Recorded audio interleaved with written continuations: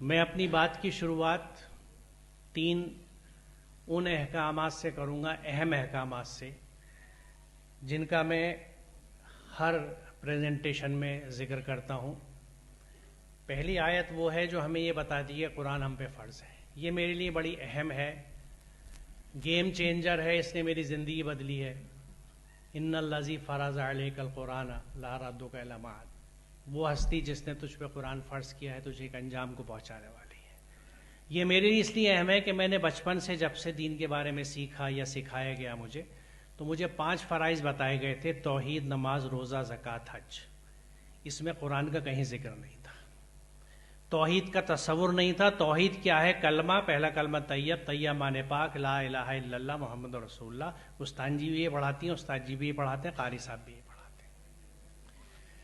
توحید کا تصور نہیں ہے، اس لیے قرآن کا تصور نہیں ہے۔ لیکن اس میں اہم بات یہ ہے کہ جب اس کا کرم ہوا میرے رب کا، جس کا میں شکر نہیں ادا کر سکتا، کہ یہ آیت میرے سامنے قصص کی پچی ایسی آئی، تو مجھے احساس ہوا قرآن مجھ پہ فرض ہے، اور اس وقت فوراً یہ جھٹکا لگا کہ قرآن مجھ پہ فرض ہے اور مجھے یہی نہیں پتہ اس میں لکھا ہوا کیا ہے، تو میں کیا کر رہا ہوں۔ تو یہ بنیادی چیز ہے جس کو ہمیں ذہن میں رکھنا ہے، اور اگر ہم سب اس چیز کو بھی آج سمجھ کے چلے گئے یہاں سے کہ قرآن ہم پہ فرض ہے۔ دیکھیے جو فرائض ہیں ذرا یاد کیجئے، ان کے لیے ہم کتنی محنت کرتے ہیں۔ نماز فرض ہے، ہم وقت کا خیال رکھتے ہیں، کپڑوں کا، طہارت کا، پاکی کا خیال رکھتے ہیں، وضو کرتے ہیں، قبلہ رخ ہو کے باقاعدگی سے خشوع و خضوع کے ساتھ نماز ادا کرتے ہیں۔ یہ اہتمام ہے قرآن کے ایک حکم کا۔ اسی طرح جب رمضان آتے ہیں تو جس طرح بھی ہوتا ہے ہم اہتمام کر کے اس کے روزے رکھتے ہیں، یہ ایک دوسرے حکم کا۔ لیکن جب قرآن فرض ہے تو اس کا اہتمام کیا ہے؟ مجھے کہنے دیجئے کہ اہتمام نہیں ہے بلکہ تذلیل ہے اس کی، کہ ہم اپنے بچوں کو حروف سکھا دیتے ہیں۔ یعنی ایک بچہ بھوکا ہے، میں ہاتھ میں نوالا لیتا ہوں کہ دیکھ بیٹا یہ نوالا ہے، اور پھر اسے رکھ دیتا ہوں، اس کو کھانے نہیں دیتا کہ وہ ہضم کر کے اس کے جسم کا حصہ بنے۔ قرآن کے الفاظوں سے دکھاتا ہوں کہ دیکھو یہ ہے قل او اللہ، لیکن ان الفاظ کو سمجھاتا نہیں، سمجھنے نہیں دیتا، دکھا کے بند کر دیتا ہوں، اور جب 30 پارے پورے ہو جاتے ہیں تو جشن و تقریب بھی کر دیتا ہوں کہ بچے کا قرآن ختم ہو گیا۔ اسی انداز سے اسے پڑھاتا ہوں، اسی انداز سے خود پڑھتا ہوں، اور اسی انداز سے ہر رمضان میں تراویح میں سن لیتا ہوں۔ کبھی یہ نہیں سوچتا کہ جس چیز کے محض سننے سے، پڑھنے سے اتنا اجر و برکت و ثواب ہے، اس پہ عمل کروں گا تو کیا ہو جائے گا۔ کبھی اس طرف ہم نہیں دھیان دیتے۔ تو یہ بہت اہم آیت ہے کہ قرآن ہم پہ فرض ہے۔ کچھ جگہوں پہ یہ بات ہوئی اور کچھ لوگ لکھتے بھی ہیں کہ یہ تو نبی پہ فرض تھا، تو اسی لیے میں نے 2 اور آیتیں رکھی ہیں، یہ 3 کا سیٹ ہمیشہ رکھتا ہوں۔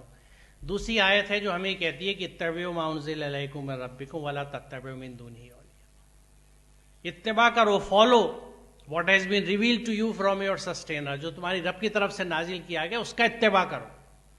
یہ بات مکمل ہو جائی تھی، اللہ کا حکم تھا، کسی معمولی ہستی کا نہیں تھا، کہہ دینا کافی تھا کہ اتباع صرف اللہ کے حکم کی کرنی ہے۔ لیکن آگے مزید 2 باتیں کہی گئیں۔ دوسری بات یہ کہی کہ وَلَا تَتَّبِعُوا مِن دُونِهِ اولیاء، کسی اور اولیاء کی اتباع مت کرنا۔ اور پھر تیسری حقیقت بھی بیان کر دی گئی کہ تم ذرا دھیان کم ہی دیتے ہو، قلیلا ما تذکرون، کیونکہ وہ خالق ہے، وہ فطرت سمجھتا ہے۔ تو یہ دوسری آیت ہے جو یہ بتا دیے کہ اتباع، فالوئنگ صرف قرآن کی کرنی ہے جو اللہ نے نازل کیا ہے۔ تیسری آیت اس سے ریلیٹڈ ہے کہ ہر نماز میں ہم سورہ فاتحہ میں یہ دعا مانگتے ہیں اللہ تعالیٰ سے، اور بہترین دعا کہی جاتی ہے سورہ فاتحہ، اور یقیناً کیونکہ یہ سلیقہ سکھاتی ہے ہمیں مانگنے کا کہ کس طرح سے کسی عظیم ہستی سے کچھ مانگا جاتا ہے۔ تو اس میں ہم کہتے ہیں اہدنا الصراط المستقیم، یا اللہ میں سیدھا راستہ دکھاتے ہیں۔ جب سے قرآن اترا ہے، جب سے ہم اس دعا کو مانگ رہے ہیں، ہم نے یہ نہیں دیکھا کہ کیا لکھا ہوا ہے جواب اس میں کہ وَأَنَّ هَٰذَا صِرَاطِي مُسْتَقِيمًا فَاتَّبِعُوهُ، بس یہ ہے میرا سیدھا راستہ، اس کی اتباع کرو۔ جس سیدھے راستے کو ہم مانگتے ہیں وہ سیدھا راستہ آ گیا ہے، وہی اسی کتاب میں ہے جس کو ایک جزدان میں لپیٹ کے ہم نے بہت اوپر رکھا ہوا ہے۔ وہ ہمارے بک شیلف میں نہیں ہے، اسے کتاب کے طور پہ نہیں پڑھتے، اس کو سمجھ کے نہیں پڑھتے۔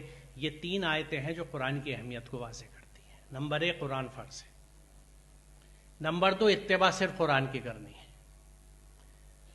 اور یہی سیدھا راستہ ہے، آپ اس پہ نہیں چلیں گے تو بھٹک جائیں گے، دوسرے راستے آپ کو اس راستے سے الگ کر دیں گے، صرف اور صرف راستے کی اتباع کرنی ہے۔